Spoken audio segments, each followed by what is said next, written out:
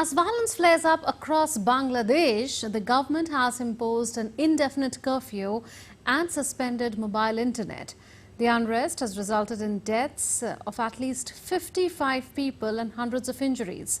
Protests led by an anti-discrimination student movement demand Prime Minister Sheikh Hasina's resignation. The government has declared a 3-day public holiday. As violence flare up across Bangladesh and widespread protests continue, the government has imposed an indefinite curfew on Sunday. Alongside the curfew, mobile internet services have been suspended again. The decision follows a violent day of clashes on Sunday. The violence erupted between protesters, law enforcement agencies and ruling party-backed group across Dhaka, Kumila, Rangpur, Kishorganj, Sirajganj, Pabna, Munshiganj and Mogura. All the ministers are in the hiding. Wait and see how the people will go and surround the PM house. If Sheikh Hasina doesn't resign voluntarily, we will take our next step. To ensure public safety amid the unrest, the government has declared a 3-day public holiday from Monday to Wednesday. Prime Minister Sheikh Hasina also held an emergency National Committee meeting on security affairs on Sunday. The anti-discrimination student movement, which has been leading quota reforms protest, intensified its efforts on Sunday with a nationwide non-cooperation campaign. With one-point agenda, movement's leaders are calling for the resignation of the Prime Minister Sheikh Hasina. Rabindra's report for DD India. And DD India correspondent in Dhaka, Naval Singh Parmar, now joins us live on the latest. Naval Singh, has the curfew eased the situation in Bangladesh or have things gotten worse?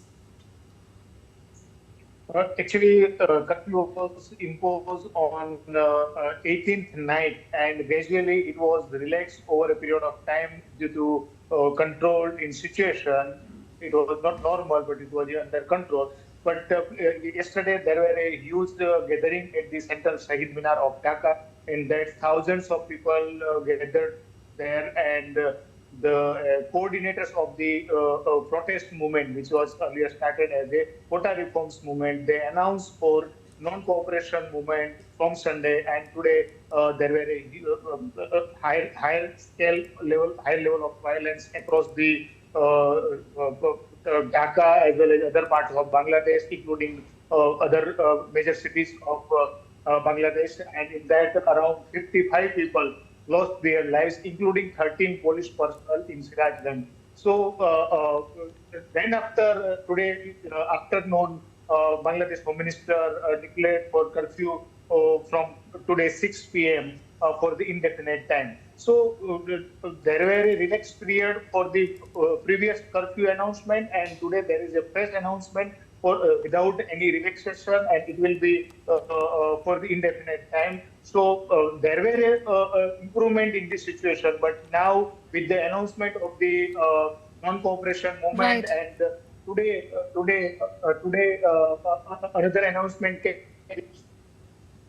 Naval Singh, of the right. movement, and they announced for the long march to Dhaka. So tomorrow there will be a scary day for the people in Dhaka as well as other part of Bangladesh.